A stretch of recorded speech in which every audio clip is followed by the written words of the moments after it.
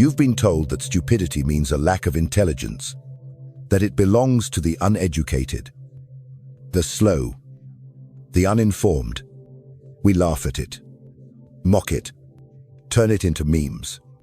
But what if you were wrong? What if stupidity isn't about IQ, but about will?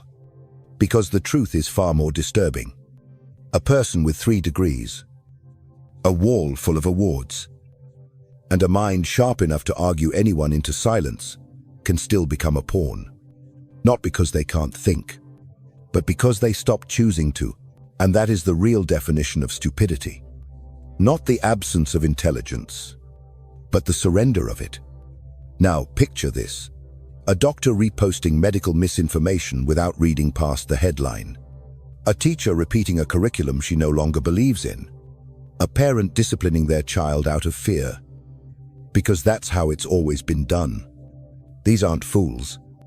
These are good people, smart people, people who've simply stopped thinking for themselves. And that, according to Dietrich Bonhoeffer, is the most dangerous force in the world. Bonhoeffer didn't blame evil for the rise of tyranny. He blamed obedience.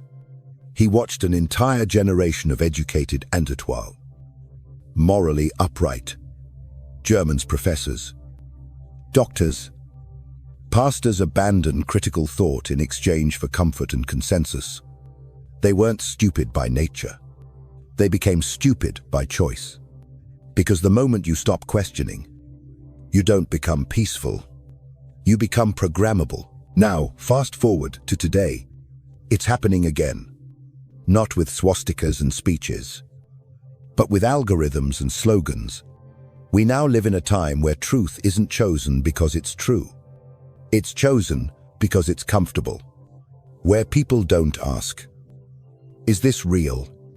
They ask, "Will this get likes?" We've traded reason for repetition, reflection for reaction. And the result? A society that feels intelligent while actively avoiding thought. Bonhoeffer called this the power of stupidity. A force not driven by ignorance, but by blind conviction, the belief that you are right, simply because it feels good to believe it. Machiavelli warned of this too. He said, "Men are driven not by reason, but by fear and hope." Bonhoeffer saw the same truth, but he went one step further. He saw that people don't just obey because they're afraid. They obey because it's easier than thinking. Because thinking is slow, thinking is painful. And worst of all, thinking is lonely. So here's the real question. How many of the thoughts you believe today are actually yours? If you've ever stayed silent when you should have spoken, if you've ever agreed just to avoid conflict, if you've ever nodded at something that didn't feel right, just to fit in, you've already felt it. Not stupidity, but the slow erosion of thought. This video isn't for those who want to be comfortable. It's for those still brave enough to be awake. And if you've made it this far, welcome. Because thinking, in this world, is resistance. Imagine this. You're sitting across from someone you once admired. A friend, a mentor, someone who used to question everything, a scientist who demanded evidence, a professor who championed free thought. Now, he parrots headlines, repeats slogans, half-truths dressed as certainty. You ask, "Why do you believe that?" He doesn't answer you. He answers like the algorithm trained him to. You're not speaking to a person anymore. You're speaking to a script, a program, a human face with a borrowed mind. That is the death of thinking. Not with violence, but with agreement. Not with force, but with fatigue. Bonhoeffer saw this decay with his own eyes. He watched Germany's brightest minds, men with doctorates, decades of wisdom exchange their conscience for comfort. Not because they were evil, but because they were afraid. Afraid to be alone. Doctors swore loyalty to a regime, not to medicine, Pastors preached ideology, not scripture. Teachers taught silence, not truth. They didn't stop thinking because they couldn't. They stopped because it hurt. Because thought requires courage, and cowardice is contagious. Machiavelli understood this. He warned, "A prince must learn how not to be good, if that is necessary." Bonhoeffer wasn't a prince, but he saw what happens when entire societies choose obedience over virtue, not for power, but for peace, a dangerous kind of peace, built not on unity, but on suppression, on collective silence. Now bring this forward to today, a trending hashtag, a viral headline, a cause no one that is question, not because it's right, but because it's loud. We haven't become more moral. We've just become more afraid to offend. And here's the real horror. Stupid people don't know they're stupid. They feel righteous. They feel educated. They feel safe. That's why you can't reach them. Not with evidence. Not with debate. Because they're not processing. They're performing. They don't think to understand. They think to belong. Now picture this. A candlelit church in 1942. Pews full. The choir sings. The sermon praises the Reich. This wasn't a nightmare. This was normal. Men with PhDs stood behind the altar and sanctified tyranny. They weren't demons. They were scared. They were compliant. They were civilized. And that's what makes it so terrifying. Bonhoeffer said it clearly. Against stupidity, we are defenseless, because you can confront evil with resistance. You can fight lies with facts, but you cannot fight blind conviction. You cannot reach someone who believes their ignorance is virtue. You cannot shake a man who's built his identity on being right. And this is the turning point, where thinking dies, not in fire, but in apathy. Now visualize this. A man sits in front of a dozen television screens. Each screen shows a different war, a different truth, a different version of reality. He's overwhelmed, exhausted, so he picks the loudest one. Not because it's right, but because it gives him peace. That's not stupidity by accident. That's stupidity by design. This isn't history. This is your feed, your inbox, your group chat, your friend who used to think, and maybe it's even you on the days when you just can't question anymore. Machiavelli warned us, men will sooner forget the death of their father than the loss of their inheritance. Today, the inheritance is ease, and people will betray reason just to feel safe again. So, if you've ever seen someone intelligent fall into blind obedience, if you've ever watched a friend disappear behind slogans, if you've ever felt yourself fading into the noise, then you already know. This isn't just history repeating, it's consciousness retreating. You were told stupidity is just a flaw, a byproduct of bad education, an unfortunate glitch in an otherwise smart society. But that's not the truth. Stupidity is not a bug. It's a system, a self-reinforcing loop, engineered to keep you numb, busy, obedient. And the most terrifying part, it works beautifully. Picture this. A subway car full of people. No one talks. Everyone scrolls. The news, the trends, the outrage. Not because they're learning, but because it feels easier than being alone with a thought. That's not ignorance. That's infrastructure. Machiavelli would have called this soft control. He said, "It is much safer to be feared than loved, if you must choose." But today's rulers don't need fear. They don't need violence.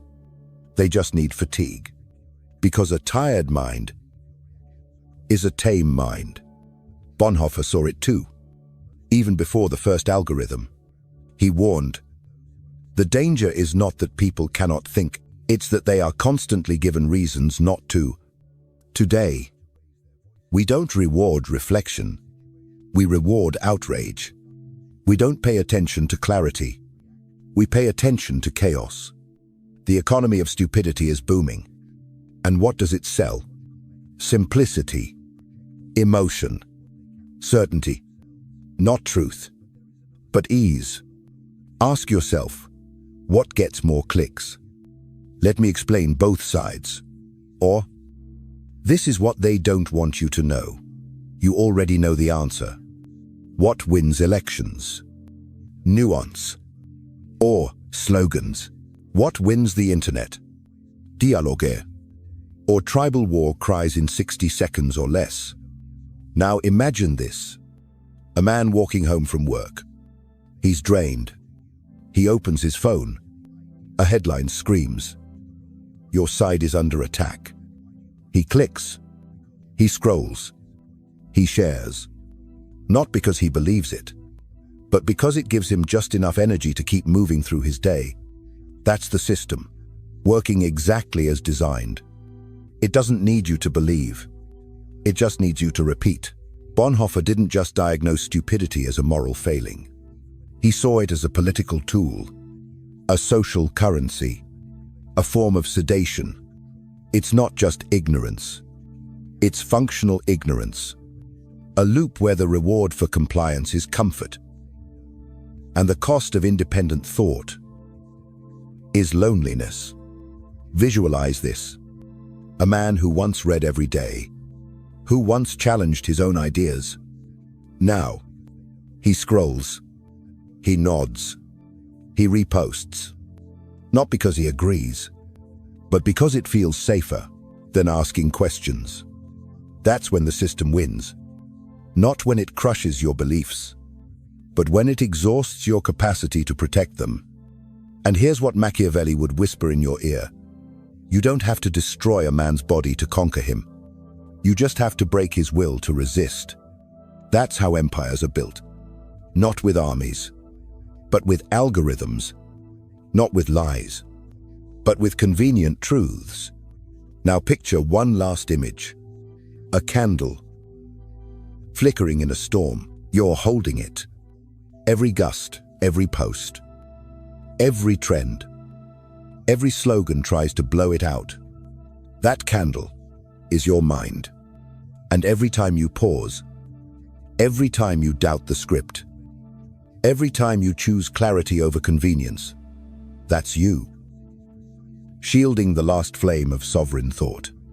So if you're still here, still watching, still thinking, you're already resisting. And resistance today doesn't wear armor. It wears attention, silence, discipline. Bonhoeffer warned us, stupidity is dangerous. Not because it thinks too little, but because it refuses to think at all. You want to change the world? Then start by taking back your own mind. Not with rage, but with restraint. Not with noise, but with awareness. Because the system isn't trying to destroy you. It's trying to make you harmless. Let's be brutally honest. Your brain doesn't care about truth. It never did. It was built for one thing: survival. Picture this. You're walking alone in the woods. A branch snaps behind you. You don't stop to analyze. You run. That's instinct. That's biology.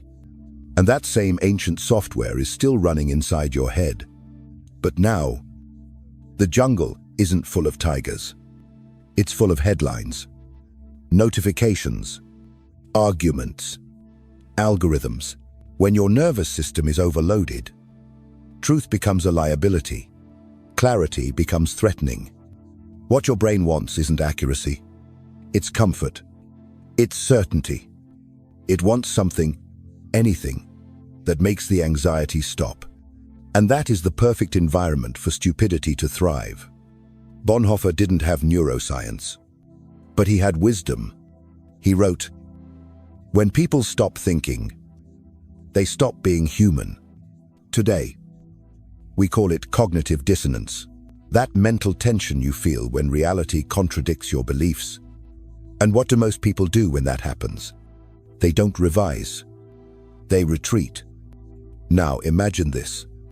A man stumbles across an article that challenges his worldview. His heart races. Palms sweat. Instead of reading, he closes the tab, opens YouTube, clicks on a creator who tells him, "You were right all along." As the video plays, his body relaxes. Not because he found truth, but because he found relief.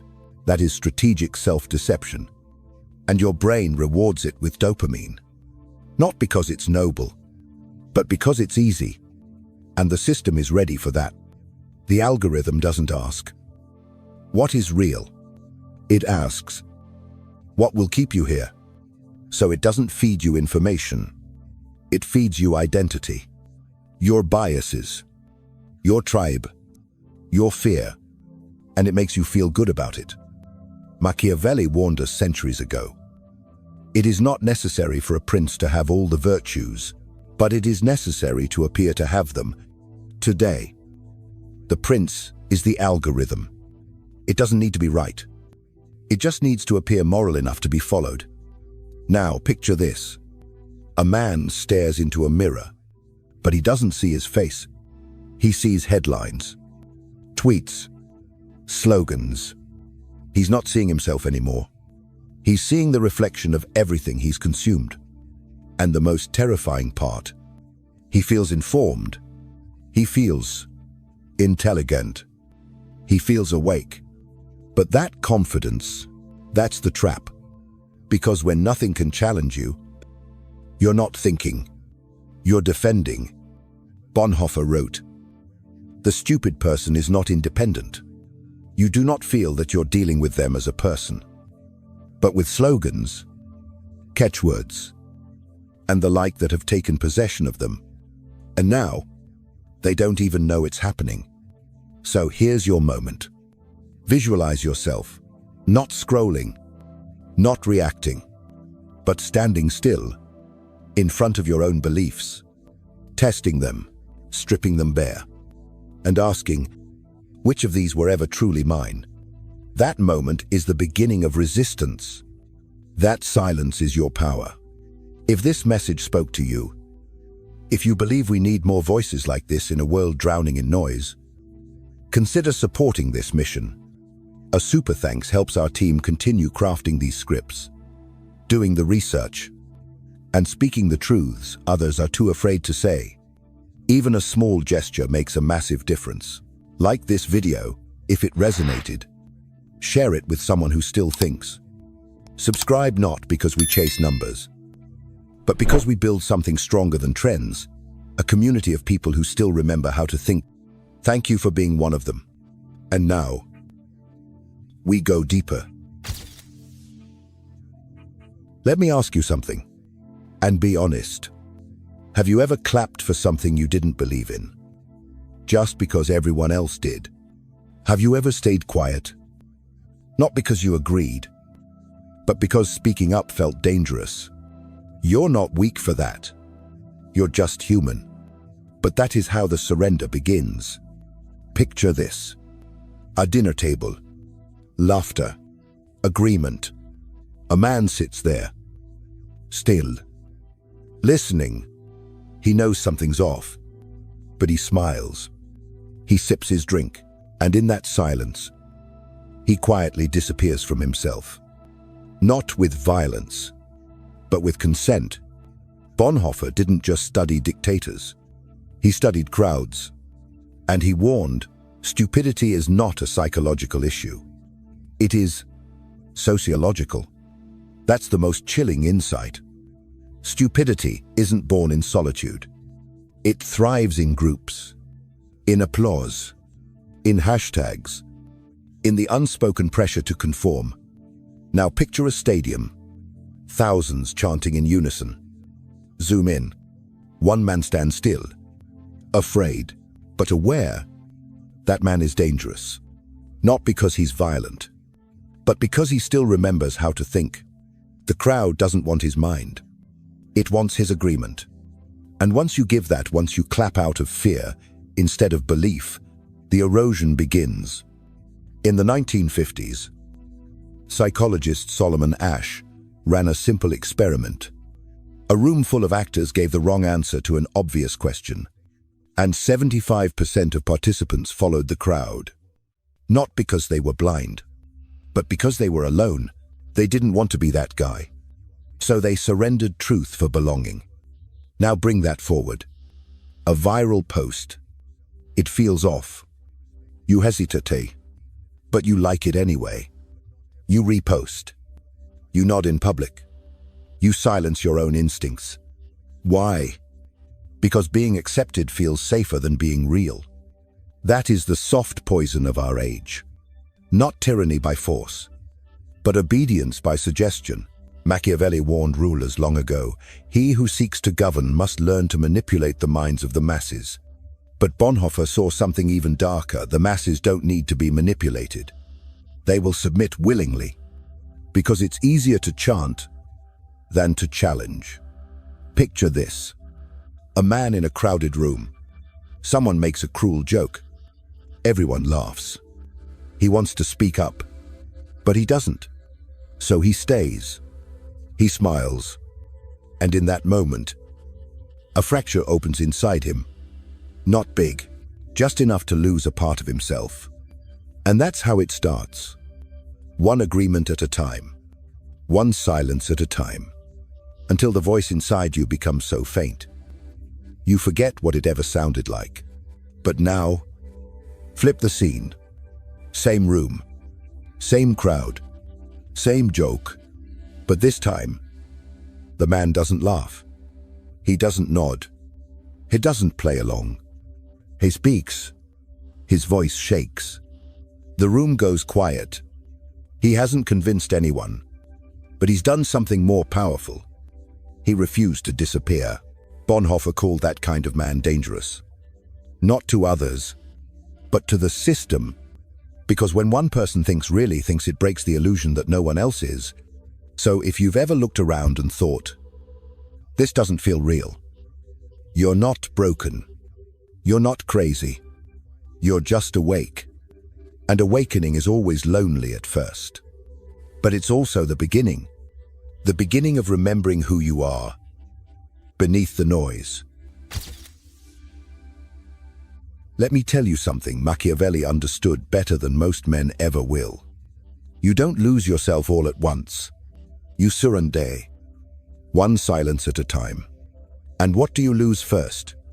Not your job, not your reputation, not even your freedom. You lose something far more dangerous, your sovereignty. The quiet command over your own mind. Your ability to stand alone, even when surrounded. Picture this.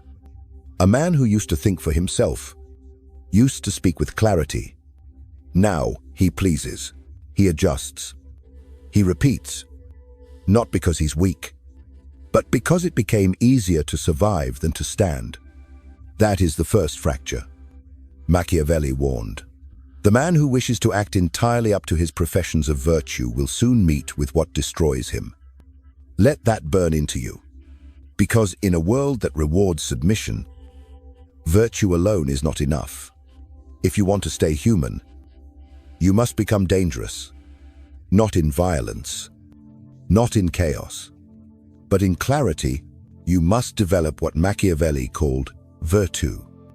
Not virtue as modern comfort defines it, but force, disciplina, command, the ability to act with precision, to strike when necessary, to wait when needed, to walk away without flinching.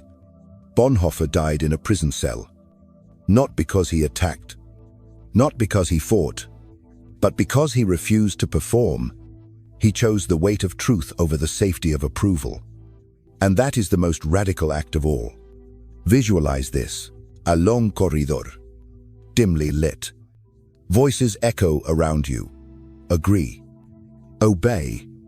Don't question. Just smile. But you keep walking. Not because you love pain, but because you fear becoming hollow. That's what real power looks like. Choosing solitude over self-betrayal. Machiavelli knew to command others. First, you must command yourself. And what stands in your way? Fear. Fear of being excluded. Fear of being misunderstood. Fear of being disliked. But fear, left unchecked, becomes your master. And once you let it steer you, you've already handed over the keys to your mind.